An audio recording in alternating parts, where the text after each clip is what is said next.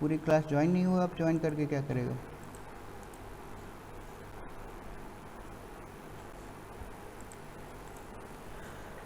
चलो मैं question note कर दे रहा हूँ। क्वेश्चन क्या है, इस क्वेश्चन को ध्यान से देखना है सारे लोगों को, और पांचों के पांचों मेथड इसमें अडॉप्ट होंगे। The initial cost of equipment, the initial cost of equipment, कोई इक्विपमेंट खरीदा गया है जिसकी इनिशियल कॉस्ट है 1100 इंटू 10⁻³ रुपीज़, इतना उसका इनिशियल कॉस्ट आया। पांचों के पांचों मेथड इसमें अडॉप्ट करने हैं। Salvage value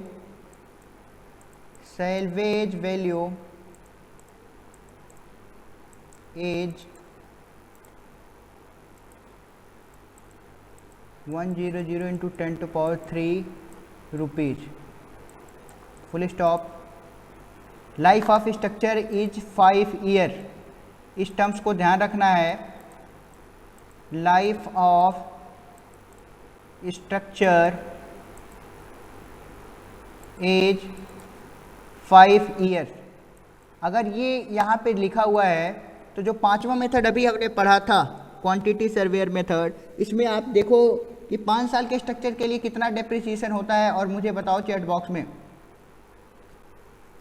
the rate of interest for the sinking fund, the rate of interest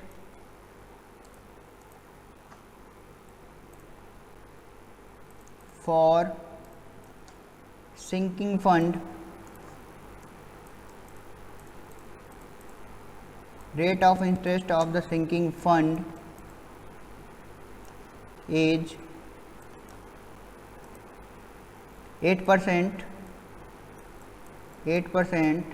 then calculate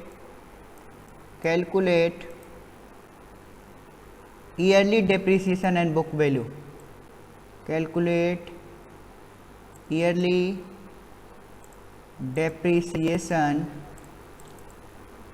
and book value।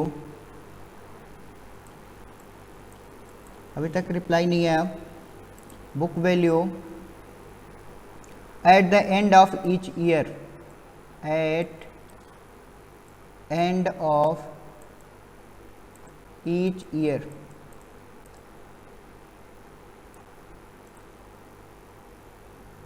by all possible method, by all possible।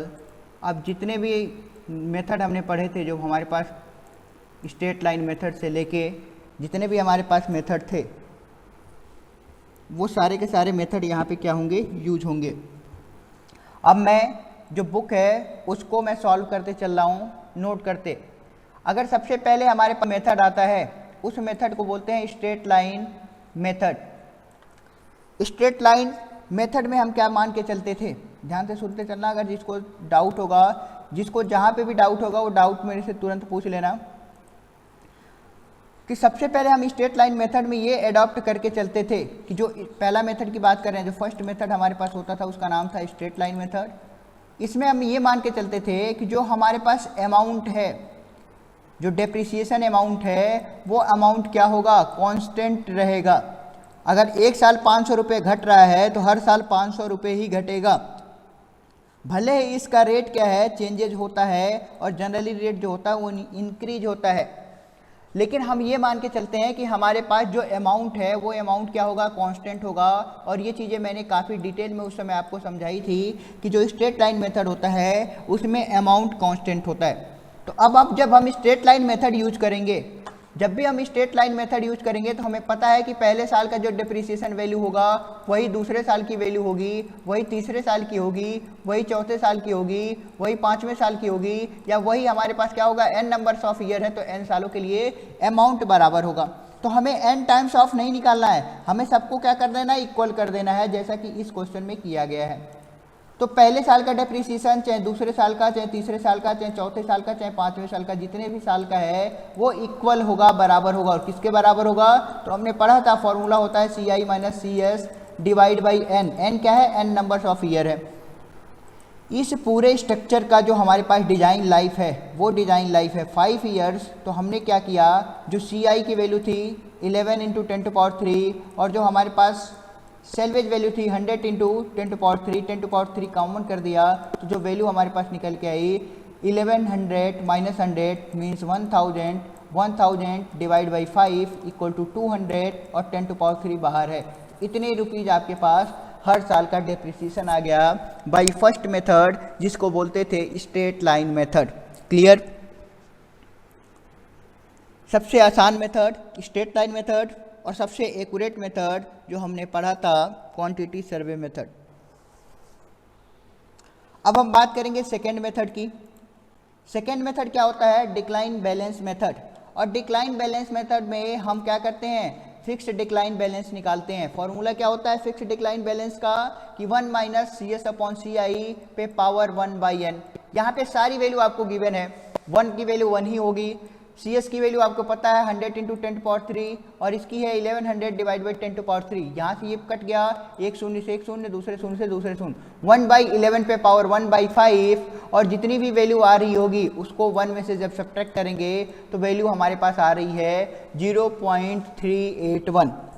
तो ये हमारे पास FBD की वैल्यू आई, फिक्स्ड बैलेंस जो decline balance है उसकी value आ गई। अब हम बात कर रहे हैं कि अगर स्टार्टिंग में जो इनिशियल जो होगा, शुरुआत में जो बुक वैल्यू होगी वो तो इनिशियल कॉस्ट के बराबर होगी। कल भी ये चीज़ें मैंने बताई थी कि लेकिन आफ्टर 1 ईयर में क्या हो जाएगी, जो बुक वैल्यू की कीमत होगी वो इनिशियल कॉस्ट माइनस 1 साल में जो डेप्रिसिएशन आया, तो बुक वैल्यू हमारे पास किसके बराबर होगी? आफ्टर 1 ईयर ये होगी initial cost minus depreciation of the first year. First year का डेप्रिसिएशन कैसे निकलेगा? तो CI में FBD का मल्टीप्लिकेशन करेंगे। CI की वैल्यू हमें पता है, FBD की वैल्यू पता है, दोनों को मल्टीप्लाई कर दिया, वैल्यू सारी की सारी हमारे पास निकल के आ गई। बुक वैल्यू 1 ईयर के बाद इतना हमारे पास इनिशियल कॉस्ट था, 1 साल का डेप्रिसिएशन ये अमाउंट है, दोनों को सब्ट्रैक्ट कर दिया, ये वैल्यू आ गई। फिर अब हम बात करेंगे सेकेंड ईयर का डेप्रिसिएशन किसके बराबर होगा? तो बुक वैल्यू जो फर्स्ट ईयर की आई थी उसमें FBD फिक्स्ड डिक्लाइन बैलेंस को मल्टीप्लिकेशन कर देंगे, तो ये हमारे पास ये वैल्यू आएगी। फिर नेक्स्ट इसके बाद हमारे पास दूसरे साल का जो हमारे पास डेप्रिसिएशन की बाद बुक वैल्यू आएगी वो आएगी पहले साल का बुक वैल्यू माइनस दूसरे साल का डेप्रिसिएशन, इसको सब्ट्रैक्ट किया तो ये अमाउंट आ गया। तीसरे साल का जो डेप्रिसिएशन आएगा B2 minus B2 into FBD। तो FDB जो हमारे पास आया था उसकी वैल्यू फिक्स थी, B2 की वैल्यू भी आपने कैलकुलेट कर ली तो ये D3 आ गया। सिमिलरली आप क्या करोगे, हर साल का डेप्रिसिएशन 1 2 3 4 5 है तो 5 सालों तक डेप्रिसिएशन निकाल के आओगे। अब यहाँ पे नोट करना, यहाँ पे स्टार इसलिए लगाया गया है कि ये मेथड बहुत ही ज़्यादा एक्यूरेट मेथड नहीं होता है। रीजन क्या है कि अगर हमारे पास ये मेथड बहुत ज़्यादा एक्यूरेट होता तो 5 सालों के बाद जो डेप्रिसिएशन निकल के आता था उस सेम अमाउंट आना चाहिए था, लेकिन यहाँ पे नहीं आता। 3 सालों तक तो हमने वैसे निकाला, D3 निकाला, B3 निकाला, D निकाला, D4 निकाला, B4 निकाला, लेकिन D5 निकालने के लिए हम डायरेक्ट ये फॉर्मूला ना यूज करके हम क्या करते हैं, रिवर्स ऑर्डर में चलते हैं। हम क्या करते हैं, रिवर्स ऑर्डर में चलते हैं। अब देखो क्या है रिवर्स ऑर्डर चलने का मतलब, अगर सिंपल सोचो, सिंपल ये सोचो B4 की वैल्यू A आई थी, D5 कैसे निकलता, B4 इंटू FBD मल्टीप्लीकेशन करते ही आता, B5 कैसे निकलता, B4 माइनस D5, तो ये वैल्यू कहीं ना कहीं इतनी आती। जबकि क्वेश्चन में आफ्टर 5 ईयर बुक वैल्यू कितनी है, तो 5 साल के बाद जो आपके पास डेप्रिसिएशन दिख रहा है, जो उसके सेल्वेज वैल्यू दिख रही थी वो कुछ अलग थी, ये अमाउंट नहीं था। वो अमाउंट था 100, क्वेश्चन के अकॉर्डिंग था 100 इंटू 10⁻³ जबकि अगर इसको उस टर्म्स में निकाला जाए तो ये आ रहा है 99.9 इंटू 10⁻³, ये अमाउंट आ रहा है। तो कहीं ना कहीं अमाउंट गड़बड़ है। अब वो गड़बड़ी को दूर करने के लिए, so in this method book value of the end the last not came the equal to the salvage या scrap value, so this is a drawback of this method. इसलिए ये इस मेथड का सबसे बड़ा ड्रॉबैक होता है कि ये इसका एक्यूरेट, इसीलिए इसको नहीं माना जाता। तो अब तो इस केस में हमें क्या करना पड़ेगा, इस केस में हमें जो लास्ट स्टेप है उसको रिवर्स ऑर्डर में कैलकुलेट करना पड़ेगा। हमें पता है B5 की वैल्यू इतनी ही है, तो D5 क्या होगा, B4 माइनस D5। D5 आपको यहाँ से B4 माइनस D5 की वैल्यू पता करनी है, दोनों की वैल्यू पता है तो यहाँ से आसानी से D5 की वैल्यू आ जाएगी। क्योंकि B4 आपने पहले कैलकुलेट कर रखा है, D5 की वैल्यू आपके पास ऑलरेडी रहेगी, तो D5 की वैल्यू आपके पास क्लियर हो जाएगी। तो इस केसेज में आपके पास ये B5 होगा, तो यहाँ से आपके पास कैलकुलेशन करके वैल्यू निकल के आ जाएगी और इसी वैल्यू के बेसिस पे आपका जो आंसर आएगा वो आंसर क्या किया जाता है, कैलकुलेट किया जाता है। अब हम मूव करेंगे थर्ड मेथड की तरफ। जो हमारे थर्ड मेथड है उस थर्ड मेथड को देखते हैं, sum of the year digit method. इसमें फॉर्मूले के बेसिस पे सॉल्व किया गया है। आप टेबल बना के सॉल्व कर सकते हो, ऑर्डर नंबर और आपके पास रिवर्स कर देना है, 5 साल का ही है तो आसानी से कैलकुलेट हो जाएगा। अगर फॉर्मूला निकालना चाहो तो फॉर्मूले सारी वैल्यू गिवन है। अगेन सेम कॉन्सेप्ट है कि हमारे पास पहले साल का डेप्रिसिएशन फॉर्मूला होता है CI माइनस CS, ऊपर ब्रैकेट में क्या होता है n minus m plus 1 divide by n plus 1 by 2। इसको सॉल्व करते हैं तो हमारे पास वैल्यू आ जाती है। इसकी वैल्यू जब हमने पुट किया सारी वैल्यू, तो पहले साल का जो डेप्रिसिएशन आया वो आया 3,33,334 रुपये। ये पहला डेप्रिसिएशन है सम ऑफ द ईयर मेथड से। एक साल के बाद जो बुक वैल्यू आएगी वो इनिशियल जो कॉस्ट थी माइनस फर्स्ट साल का डेप्रिसिएशन, इनिशियल कॉस्ट इतनी थी, पहले साल का डेप्रिसिएशन इतना आया, इतना अमाउंट हो गया। D2 निकालना है हमारे पास, D2 की वैल्यू हमारे पास निकल जाएगी। तो हम सबसे पहले क्या करें, D2 निकालें। D2 में क्या करेंगे, n की वैल्यू तो फिक्स रहेगी, m की वैल्यू 2 हो जाएगी और इसकी वैल्यू 2 पे जब सॉल्व करेंगे तो हमारे पास डेप्रिसिएशन इतना आया।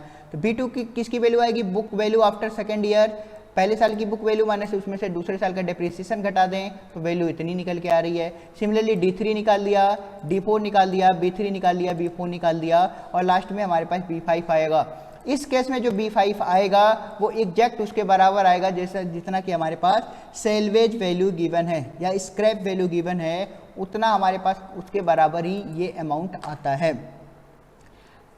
फोर्थ मेथड हमारे पास होता है जिसको आज ही हमने डिस्कस किया था, sinking fund method. Sinking fund method में आपको एनुअली सिंकिंग फंड निकालना पड़ता है। तो आपको पता है एनुअली सिंकिंग फंड होता है CI माइनस CS या जिसको S बोलते हैं, I/1 प्लस I/8। तो ये सारी वैल्यू है, इसमें फॉर्मूला पुट करेंगे तो आपके पास जो सिंकिंग फंड अमाउंट एनुअली आ रहा है वो आ रहा है 1,70,456 रुपये। अब इसमें आपके पास बताया था मैंने एक और फॉर्मूला कि अगर किसी पर्टिकुलर ईयर में पूछा जाएगा, जैसे अगर DM की वैल्यू पूछी जा रही है तो वो M क्या है कि किस पर्टिकुलर ईयर में पूछा जा रहा है। तो फॉर्मूला क्या था, D1 प्लस I पे पावर m माइनस 1। पहले साल के लिए पूछा जा रहा है तो D की वैल्यू तो सेम रहेगी, M की वैल्यू कितनी हो जाएगी 1, तो 1 माइनस 1 हो जाता है 0 और 0 की पावर पूरा का पूरा पावर 1 हो जाता है। किसी भी चीज़ पे अगर पावर 0 हो जाएगी उसकी वैल्यू 1 हो जाएगी, चाहे वो कितना बड़ा भी अमाउंट हो। तो पहले साल का अमाउंट ये आ जाएगा।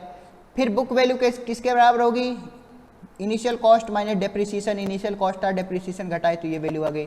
दूसरे साल इसमें D2 पुट करें तो M की वैल्यू आ जाएगी 2 माइनस 1 1 प्लस जो इसकी वैल्यू आ रही थी इसको सॉल्व किया तो ये वैल्यू आई। सिमिलरली D3 आ जाएगा, D4 आ जाएगा, B3 B4 और आप जब लास्ट में इस मेथड को भी कैलकुलेट करोगे तो ये आपके पास बराबर आ जाएगा 100 × 10⁻3। तो जो भी आपके पास कैलकुलेशन है उस कैलकुलेशन के थ्रू गो थ्रू होना है।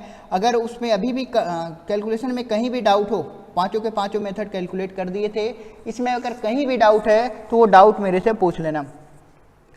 अब इसके बाद जो आखिरी मेथड है, आखिरी मेथड सब क्या है, आखिरी मेथड है क्वांटिटी सर्वे मेथड। इसमें क्या बोला गया था, क्वांटिटी सर्वे मेथड में अगेन आपको रिपीट कर दे रहा हूँ। इसमें एक टेबल दिया गया था, इसमें बोला गया था अगर डिजाइन ऑफ स्ट्रक्चर 0 से 5 साल के बीच में है तो डेप्रिसिएशन 0 होगा, 5 से 10 साल के बीच में होगा तो 0.5% डेप्रिसिएशन होगा, बाकी इसके बेसिस पे टेबल गिवन है। जो हमारा ये क्वेश्चन था, जिस पर्टिकुलर क्वेश्चन को हम सॉल्व कर रहे थे, इस पर्टिकुलर क्वेश्चन में जो हमारे पास डिजाइन लाइफ ऑफ स्ट्रक्चर दिया है, डायरेक्टली दिया है कि 5 जो कितना है 5 ईयर्स के लिए ही है। अगर हमारे पास स्ट्रक्चर 5 ईयर्स के लिए है तो फिर अगेन हम टेबल देखें कि 5 ईयर्स के लिए डेप्रिसिएशन कितनी बोली गई थी, तो 5 ईयर्स के लिए डेप्रिसिएशन बोला गया था, एनुअल डेप्रिसिएशन 0 है। तो कहीं ना कहीं हम पांचवें मेथड में डायरेक्ट लिख सकते हैं कि जैसा हमें टेबल गिवन था कि 0 से 5 ईयर के बीच में डेप्रिसिएशन 0 होता है, तो इस केस में कोई डेप्रिसिएशन नहीं होगा और हमारी आंसर जो होगा वो 0 होगा। तो यहाँ से हमारे पास जो न्यूमेरिकल था वो ऑल मेथड से न्यूमेरिकल क्या हो गया, कंप्लीट।